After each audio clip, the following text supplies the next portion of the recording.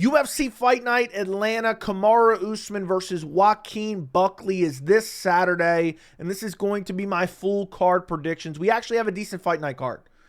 It's not the greatest card ever, but it's way better than the dog shit Apex events we've been getting recently, aka Aaron Blanchfield versus Macy Barber, who pulled out last second and made the card even worse than it already was. We got Rose Namajunas versus Miranda Maverick. We got Edmund Shahbazyan on the card. We got Cody Garbrandt on the card. And we got a fight that means something in the welterweight division as the main event. Kamaru Usman versus Joaquin Buckley. I'm going to go through every single fight.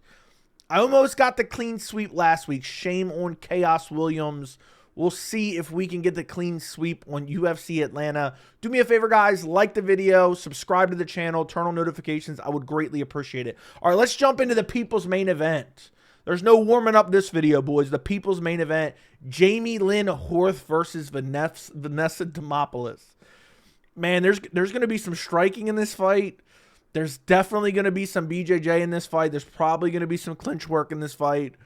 They're going to have to rely on stamina. Listen, this is a scrubby women's MMA fight. Jamie Lynn Horth is just marginally better, in my opinion. She's coming off a loss against Miranda Maverick, who's decently good, who's in the actual co-main event of this card. Demopoulos coming off a loss against Talita Alencar, who's literally a scrub, and a loss to Jacqueline Amorin, who is actually decent. She subbed her. Her last wins against Emily Ducote was a split decision. I'm going Jamie Lynn Horth. All this to say, for the people's main event, I'm going Jamie Lynn Horth. I think it's a tough matchup. I think Jamie Lynn Horth is much bigger, much stronger, better kickboxer, can mix in the grappling if she needs to.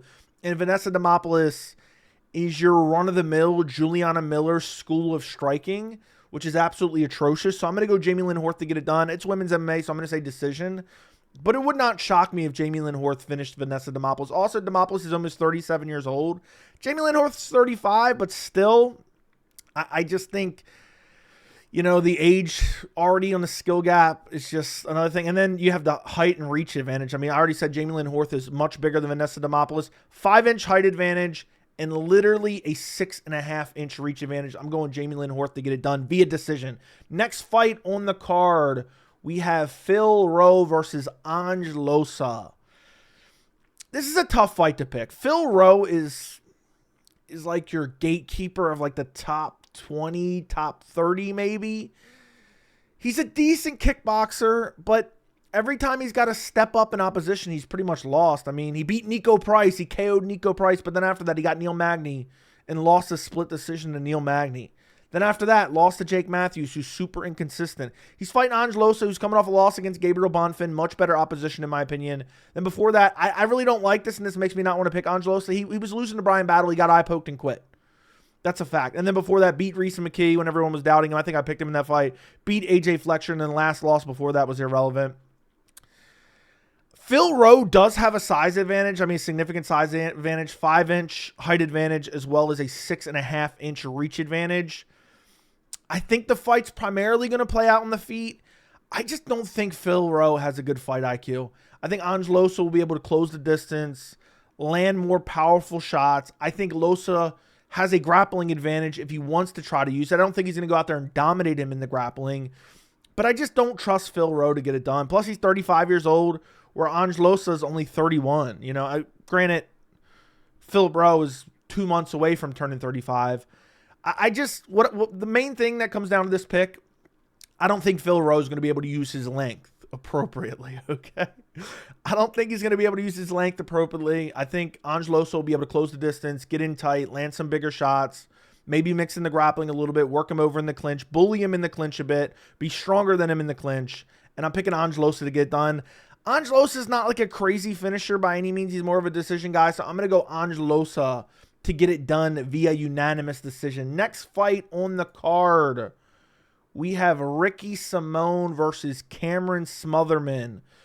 Man, I actually had decent hopes for Cameron Smotherman, and then he comes out against Sergey City and looks kind of like shit, and really didn't try up until the last round, if my memory serves correct, because a lot of these fights I couldn't watch because ESPN Plus is gone, and UFC Fight Pass wasn't working properly.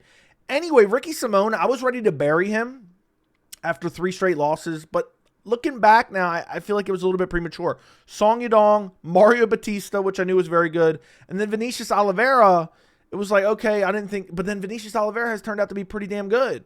And then since then got a KO win over Javid Basharat in a fight that I counted him out in. Where Smotherman's coming off that loss against Sergey City.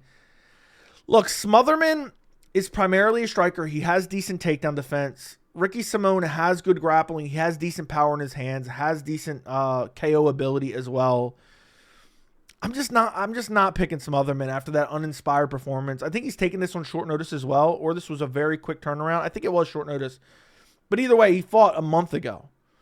Now, granted, maybe it was the UFC jitters. He's coming off, he's coming off a win over Jake Hadley. So I thought his last fight was in Dana White's Contender Series, but I'm even wrong about that. But listen, I'm going to pick the more experienced veteran in Ricky Simón to get it done.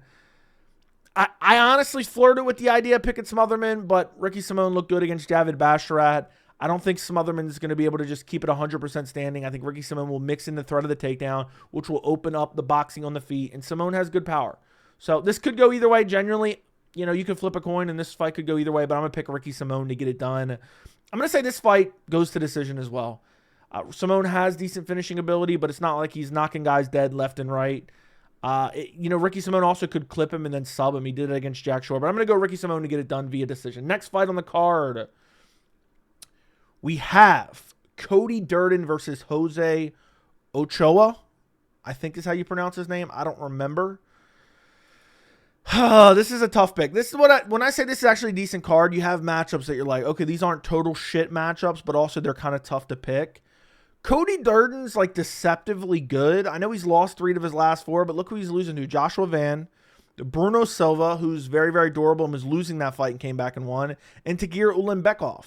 And in between there, he has a win over Matt Schnell, who's a scrub, and then his last win before that was Jake Hadley. He's a pressure guy who has good stamina, has decent striking, but I feel like his striking is really only set up by the pressure and grappling. And I know Ochoa isn't that great. He's coming off a loss against, I think it's Looney Kavanaugh. Before that, in LFA. I just think Ochoa's striking is a lot better. I think he's going to be much slicker on the feet. I think he has way better hands. And I don't think his grappling is dog shit. He has decent takedown defense. So I don't really see Durden going out there and like dominate him in the grappling. And unless Ochoa absolutely wears down and gasses out and Cody Durden takes over, I see Ochoa just going out there and just kind of boxing him up on the feet. Maybe there'll be a takedown or 2 from Durden. He'll scramble back up, box him up on the feet. Flyweight guys typically don't have bad stamina. And Cody Durden just likes to wear on guys until they're like slow enough where he can start implementing his striking. So I'm going to pick Jose Ochoa to get it done. Also, massive youth advantage. I know some people might think that's irrelevant, but he's 24 years old versus a 34-year-old not going on 35, 34-year-old Cody Durden. I think he's much faster. He's more athletic. He has better hands. He keeps it primarily on the feet. He gets it done. I'm going to say decision. I'm picking nonstop decisions right now. I'm going to pick Jose Ochoa via unanimous decision, or maybe a close fight where maybe a couple rounds Durden could get with the grappling depending on the judges. But I'm going to pick Ochoa to get it done via decision. Next fight up the card, Malcolm Wellmaker versus Kris Moutinho. Kris Moutinho back in the UFC. Famously took Sean O'Malley on short notice. Horrible stoppage at the end, by the way. They just wanted to give O'Malley a stoppage win. Since he left the UFC, massive win streak against kind of scrubby guys, 22-16, 6-7, 6-3, 8-2. But Kris Moutinho is super durable, okay? He's super durable. He has okay striking. Listen, this is a matchup that's really bad for him. They brought him back in to sacrifice him to another guy that they believe in Malcolm Wellmaker. Malcolm Wellmaker made his UFC debut off of Dana White's Contender Series against Cameron Simon. Went out there, one-hitter quitter, brutal KO. His striking's unbelievable. He has good power. He has good finishing ability. Kris Moutinho has toughness, man. And I get it. He's brought into UFC and, he got thrown into a Sean O'Malley short notice fight and got the break speed off of him, and then he lost. I'm trying to remember who else he fought. I don't have it on my screen right now. But then he ended up getting cut from the UFC. He worked his way back, fair enough. But the UFC is not doing him any favors with this Malcolm Wellmaker matchmaking. Malcolm Wellmaker is far superior on the feet. And I really think he's probably going to get put out badly. I think it's going to be one of those fights like, oh, Kris Moutinho, he's back, man. We remember him because he fought O'Malley. And then he's going to get slumped in the first round. So maybe he survives to the second. You know what? I was going to say first round KO. I'm going to say second round KO for Malcolm Wellmaker. He'll probably drop him a couple times in the first round or hurt him bad in the first round. But Kris Moutinho will survive till the second round. And in the second round, he'll probably get finished with a brutal punch, put him down, and then kind of a swarming, not really brutal, out cold TKO or out cold KO. It'll be more of a TKO. I think Moutinho is one of those guys. There's certain guys that get hurt and finish, but never really get put out. I'm going to say Wellmaker puts him down, TKOs him on the ground in the second round. Next fight on the card, we have the dead body of Michael Chiesa versus the dead body of Court McGee. I'll never forget when Court McGee played dead. I will never forget that. Was that against Jeremiah Wells, I think? As I say, I never forget. I'm trying to remember the opponent. There was one shot where he got hit and he got hurt badly. He just dropped. He wasn't actually KO'd, but he was like pretending he was KO'd. 3-fight losing streak. Lost to Jeremiah Wells, Matt Brown, and Alex Morono. Then came back and got a win over Tim Means, who's a scrub. Michael Chiesa, old as hell, 38 years old, coming off a win over Max Griffin, where he subbed him, and Tony Ferguson. Before that, he was on a losing streak himself, but it was against Vicente Luque, Sean Brady, and Kevin Holland. So not the worst losing streak ever. Listen, it's crazy to even say this. Court McGee has an advantage on the feet. At 40 years old, I think he has an advantage on the feet, but anybody has an advantage on the feet against Michael Chiesa because Michael Chiesa is a dog shit striker. But I think Chiesa can out-grapple him. Chiesa's big, he's strong, and it's not like Court McGee has lightning fast hands or elite-level kickboxing. I think what you're going to see in this fight is Michael Chiesa is going to come out, circle, circle, circle, boom, shoot a takedown, get a takedown, control him, beat him up. Maybe Court McGee survives a little bit. Then rinse and repeat until Michael Chiesa gets a sub. I'm going to say Michael Chiesa gets it done. I'm going to say second round rear naked choke. I'm going to say he softens him up a little bit in the first round, gets him down, maybe takes a minute or two to get him down the first round. By the end of the first round, it's not looking good for Court McGee, but he survives. Second round, he gets taken down sooner, quicker. Probably Michael Chiesa shoots in the first minute, gets him down, beats him up, softens him up, takes his back, and then eventually gets the rear naked choke. Like, basically, it's who's washed less. And it's crazy. I'm looking at Tabology right now. 94% is picking Chiesa. I don't think it's that much of a lock. But I'm not taking 40-year-old, almost 41-year-old Court McGee, who's coming off a win over Tim Means, over a guy in Michael Chiesa who at least won his last 2 fights against okay opposite. I mean, not really. Max Griffin and Tony Ferguson. Tony Ferguson was a dead corpse. But either way, I think Michael Chiesa will be able to out-grapple him. Even if it goes to decision, Court McGee survives. I think Chiesa will be able to out-grapple him. But you never know. I mean, honestly, I didn't expect Court McGee to even beat Tim Means. I think I picked Tim Means in that fight. So, and Chiesa has dog shit striking, and it has never improved. I've been watching since he came in off The Ultimate Fighter. I think that was The Ultimate Fighter Live. I actually watched that season. And Chiesa's striking has never improved. You can go back and watch him in the house. His striking has not improved since then. So maybe Court McGee could win, but I don't think it's going to matter because Chiesa will be able to impose the grappling and find a rear naked choke in the second round. Next fight on the card, the fight that was booked for last month that got canceled live while the card was going on. We have Paul Craig versus Rodolfo Bellato. This fight was supposed to happen a month ago. Rodolfo Bellato pulled out the day of the fight with a medical issue. Listen, this is a very easy pick. You have to go with Bellato in this fight. Paul Craig's a dead body, a walking corpse, a zombie at this point. But I'm going to be honest. Getting 10-8'd by Jimmy Crute in the first round and almost finished has me thinking maybe Paul Craig can pull this off. You know, if Bellato maybe hurts Paul Craig, jumps down into his guard to try to finish him, I could see him jumping right into a triangle choke. I could see this being like the Vitor Petrino-Anthony Smith fight in a way. But you have to go Bellato. I mean, he KO'd Ihor Potieria. He has good finishing ability. He has decent striking. He's much younger. And then Paul Craig's lost 4 out of his last 5. Lost to Bo Nickel. You know how embarrassing that is to lose to Bo Nickel, Mr. Penn State bummy boy, who curled up into a ball and quit against Rainer De Ritter. So I can't pick Paul Craig. I mean, with that embarrassing defeat on his record, I'll go Rodolfo Bellato. I believe the other pick I had from last month was first round KO. I'm going Rodolfo Bellato first round KO over Paul Craig.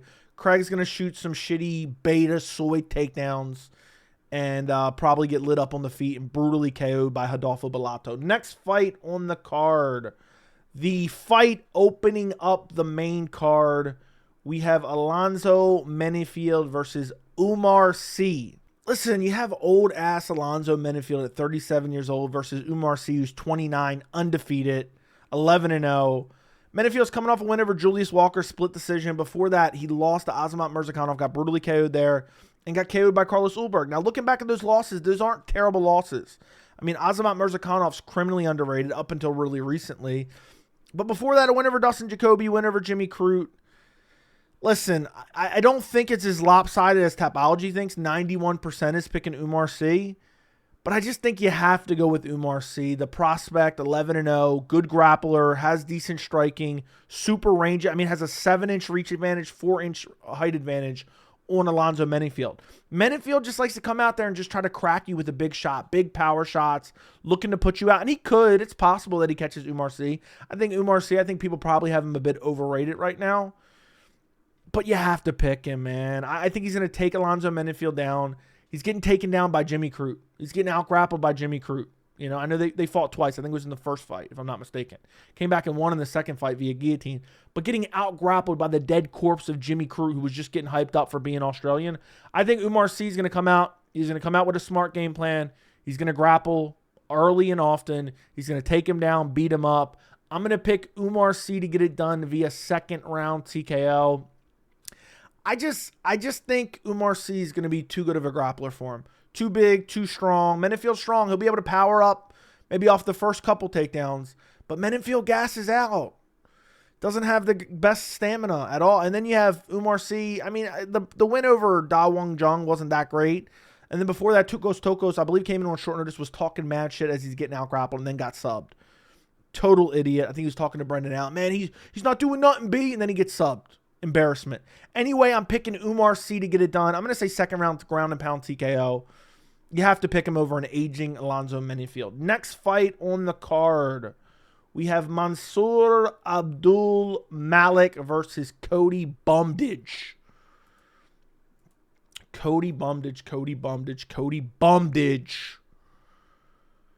How could you pick Cody Brundage? He's such a scrub, man. He's got a win over Julian Marquez, which is an absolute shame, to be quite honest. Before that, quit against Abdul Razak Al Hassan. Before that, lost to Bo Nickel, but did dump him on his little ginger head, which I do appreciate it. Before that, Batista bombed Zach Reese. And before that, baited a DQ when he's getting dominated against Jacob Malkoun. You have an undefeated young prospect, 8-0, Mansour Abdul-Malik, coming off a win over Nick Klein. Before that, beat Dusto Todorovic. Before that, coming off Dana White's Contender Series. 27 years old. 2-inch height advantage. Massive reach advantage. There's a lot of massive reach advantage on this card. Listen, Cody Brundage is not good. I will die on that hill. I'll pick a trash can against him. If I'm wrong, I'm wrong. But how could you possibly pick Cody Brundage in this fight? I guess maybe he's going to try to impose the ground. I don't even think the UFC likes him, to be quite honest. I don't think the UFC likes him for quitting. Okay, he beat Julian Marquez. Shame on Julian Marquez for losing that fight. I mean, Brundage does have decent finishing ability. He slammed. I mean, I still can't believe he Batista bombed Zachary. He's cut him from the organization, matter of fact. But listen, I think this is a matchup that is tailor-made to another Dana White's Contender Series prospect. I'm going to pick Mansour Abdul-Malik to outstrike him, keep him at range, and probably KO. I'm going to say Mansour Abdul-Malik first round KO. I mean, what is Cody Brundage going to have for him? What is he going to grapple him? I don't think so. So I'm picking him to get brutally KO'd in the first round. Next fight up the card, we have Cody. I almost said Brundage. We have Cody Garbrandt versus Raoni Barcelos. Do I pick Raoni Barcelos? I've been thinking about it. I know Cody Garbrandt's a former champion, but how long ago was that? I don't even remember at this point. It's like 2019, maybe even before that. I'm trying to think. When was that? It was so long ago. I'm trying to remember what card he won the belt on. Let me actually look it up. Cody Garbrandt versus Dominic Cruz. Damn. He hasn't been champ since 2017 because he lost the belt in 2017 to TJ Dillashaw, who's on EPL. So he won the belt back in 2016, 9 years ago. He's not even ranked anymore. Think about the fall off. And his chin is questionable. And he's been out for a while. I guess he's been dealing with injuries. He lost against Devison Figueiredo, got submitted against Devison. Before that, beat Brian Kelleher and Trevin Jones. Trevin Jones fight, he looked uninspired. Barcelos coming off exposing Peyton Talbot with his grappling. Listen, this is a fight that you could kind of be smart and be like, yeah, I'm going Hani Barcelos, man. He's the old, wily veteran. Cody Garbrandt isn't good anymore. You know what? I was going to say that's the hipster pick. I'm changing my pick. I'm going to go Hani Barcelos. I'm going to go Hani Barcelos. I just don't think Cody Garbrandt is that good. Nah, I'm not. I'm struggling with this one. When I switch my picks, I end up being wrong. So I'm just going to stick with Cody Garbrandt. Hani Barcelos just doesn't have good head movement, which is why I picked Cody Garbrandt, because he still has good boxing and fast hands and decent power. Barcelos, very durable, has decent power as well, so he could chin Cody Garbrandt. But he doesn't have the grappling. Like Peyton Talbot would have destroyed Hani Barcelos if he had good takedown defense. Cody Garbrandt has good wrestling. It's not the greatest. He got out-grappled by Figgy and submitted by Figgy. But I think it's good enough. The wrestling's good enough to stuff the takedowns of Hani Barcelos. So I'm going to pick Cody Garbrandt to stuff the takedowns, land on the feet. I'm going to say he chins Hani Barcelos. I'm going to say second round KO for Cody Garbrandt. Maybe it'll bite me in the ass. Maybe I should have went Hani Barcelos, the old battle axe. But I just can't trust the head movement. The lack of head movement. Also, he's 38 years old. He's 5 years older. I think Cody Garbrandt's the superior striker, has good leg kicks, has nasty power, has decent head movement when he uses it.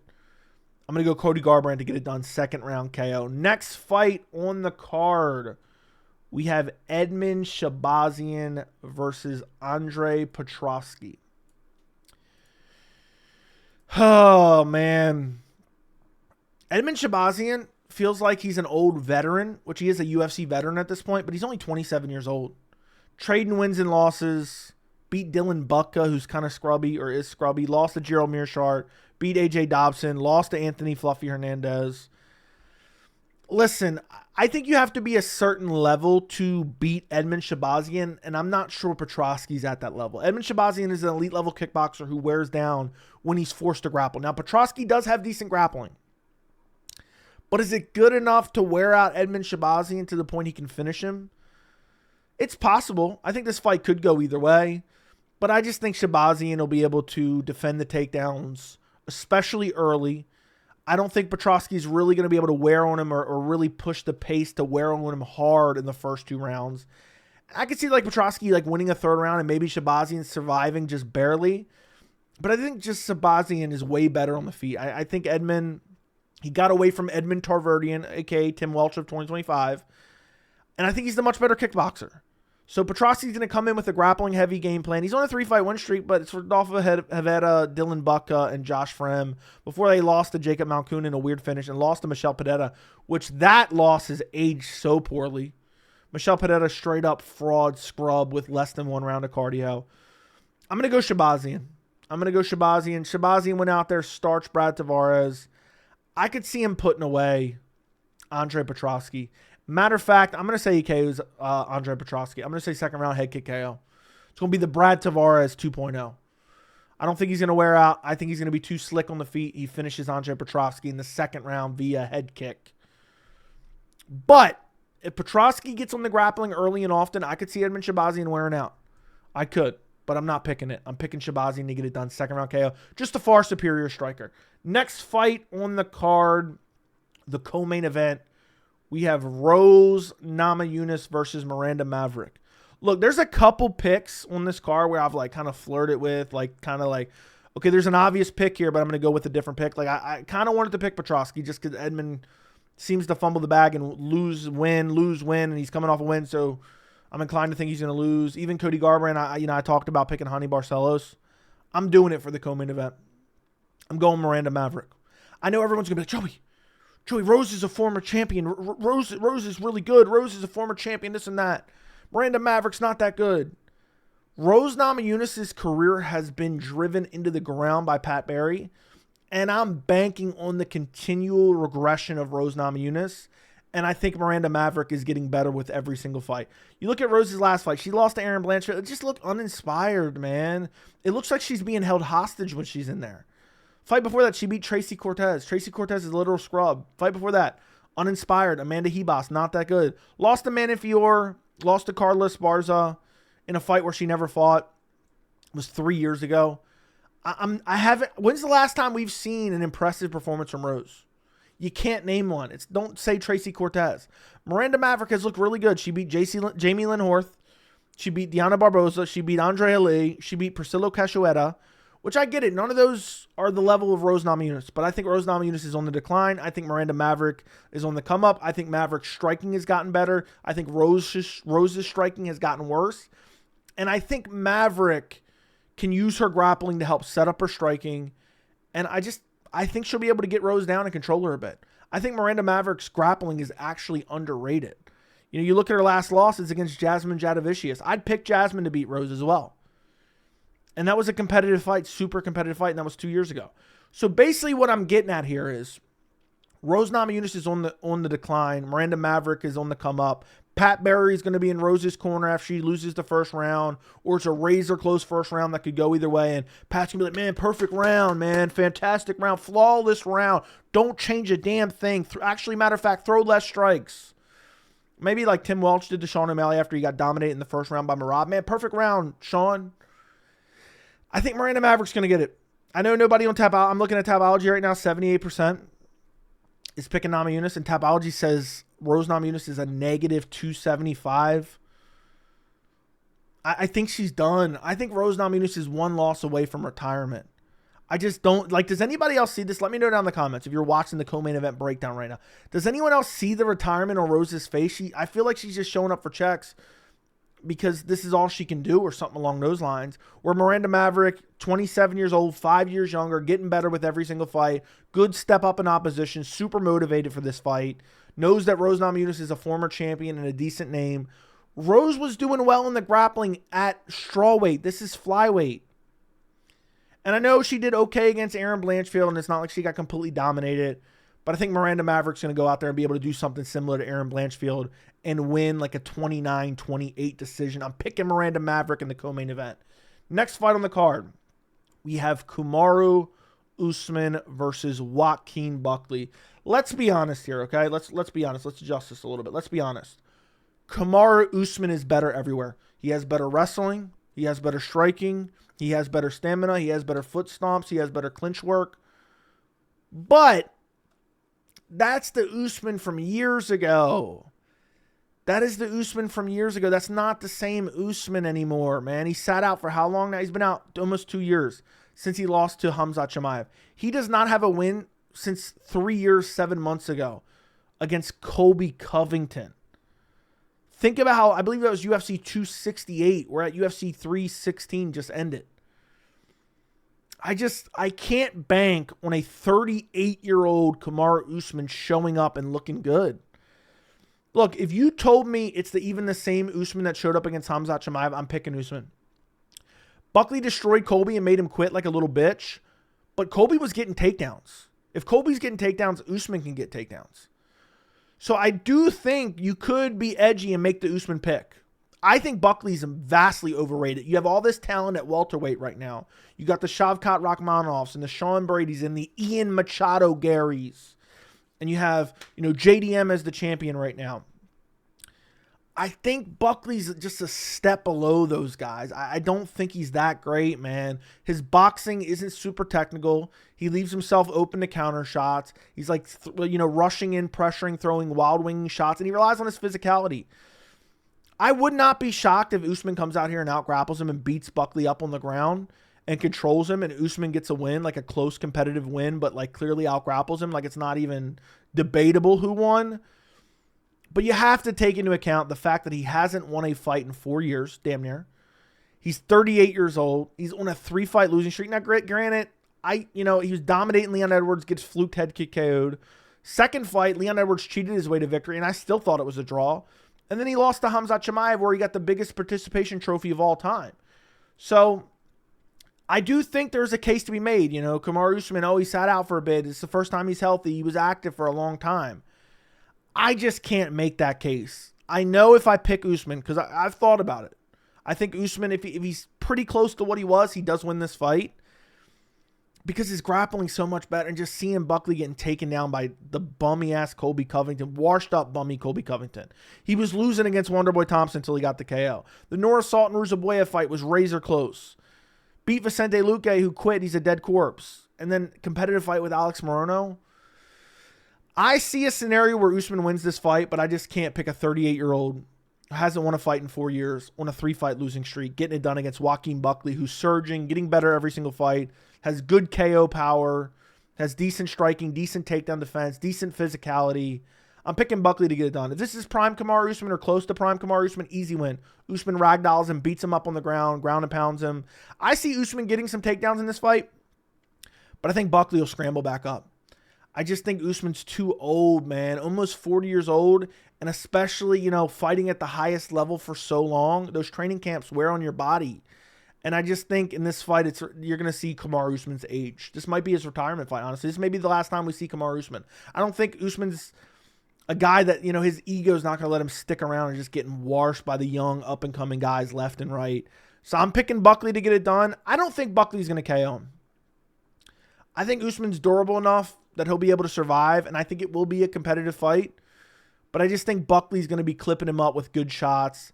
I don't think Usman's going to look as fast as he once was. You know, his developing jab that everyone talked about for a while, he dropped Gilbert Burns with, isn't really going to be there that much. But if Usman, again, if he's even close to what he was, he can ragdoll Buckley and out-grapple him the entire fight and win a decision. So I could see Usman winning via decision. I'm picking Buckley to win via decision. I could see Buckley putting him out, but he didn't put Colby out. Now, granted, he eventually probably would have if Colby didn't quit intentionally. But I don't see Usman looking for the easy way out like Colby Covington did. So I'm picking Joaquin Buckley to get it done. I think he'll get taken down. I think he'll scramble back up. I think he'll get clinched up a little bit. I think he'll be, you know, battling in the clinch and eventually break and be able to circle back out to the center. And I just think Usman's too old and slow.